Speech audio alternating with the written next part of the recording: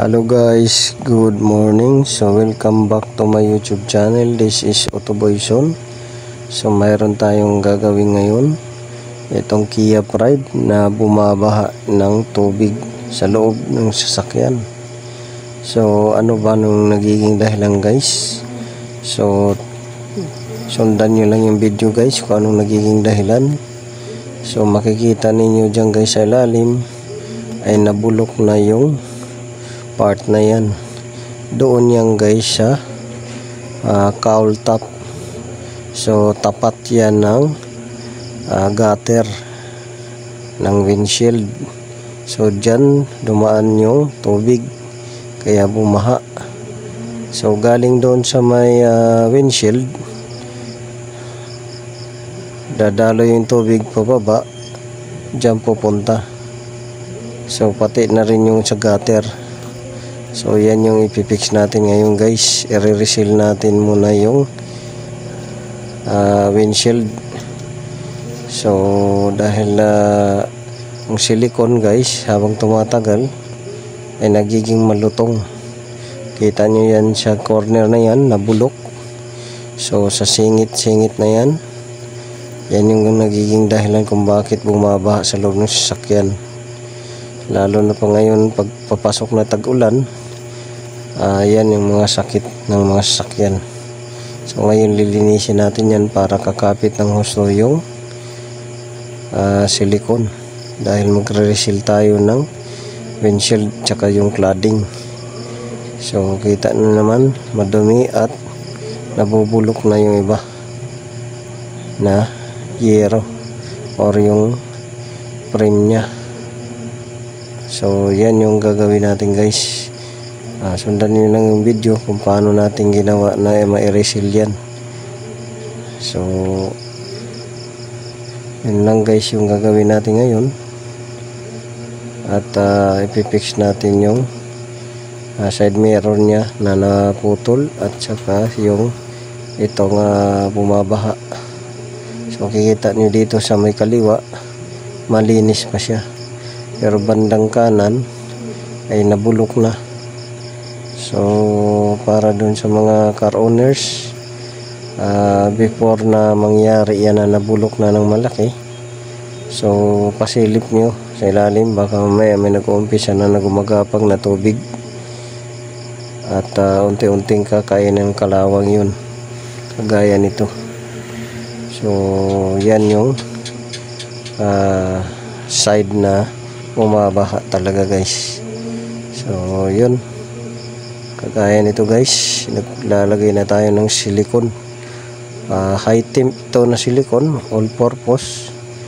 So tumatagal to sa mga mainitan at sa malamig na lugar o malamig na panahon. So yan yung gagawin natin hanggang sa dulo guys. Panoorin nyo kung paano natin i-fix yung windshield reseal natin. Tapos kasunod naman yung sa ilalim ng dashboard. So this is Autoboyson. Gumagawa rin si Autoboyson ng mga ganyan. God bless you all.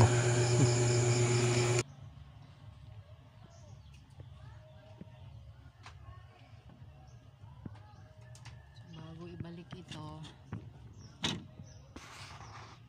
itong takip niya, kailangan punuin ng silicone para walang lulusutan ng tubig lang.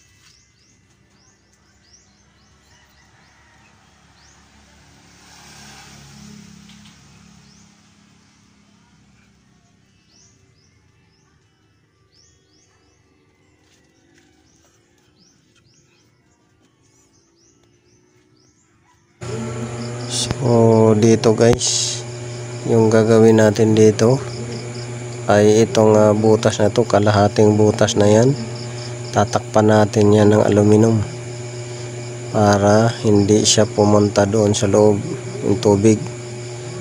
So tapos yan guys, lalagyan natin ng gutter palabas dahil dumadaloy dyan at diretso doon sa loob. So iiwas natin yung gutter na yan. So maglalagay tayo ng gutter na iba para hindi pumasok yung tubig. Ilalabas natin yung gutter.